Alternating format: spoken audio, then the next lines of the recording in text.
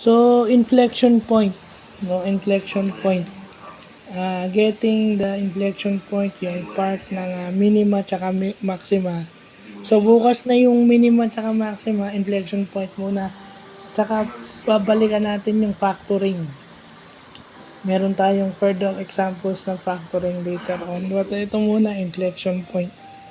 So, it would be nakukuha lang yun by setting the second derivative to 0.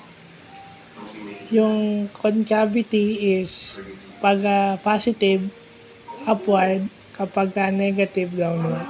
So, yun yung mga concept na nakuha natin.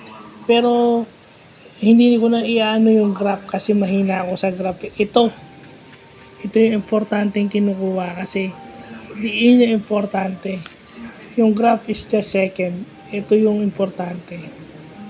So, yun yung pagtutunan natin ng paano yung inflection point natin. Ito yung pinaka-importante sa lahat. Lahat naman second lang yung graph. Ang importante is yung equations mo bago mo i-graph. So, dun tayo sa equations magko-concentrate. So, yun lang po.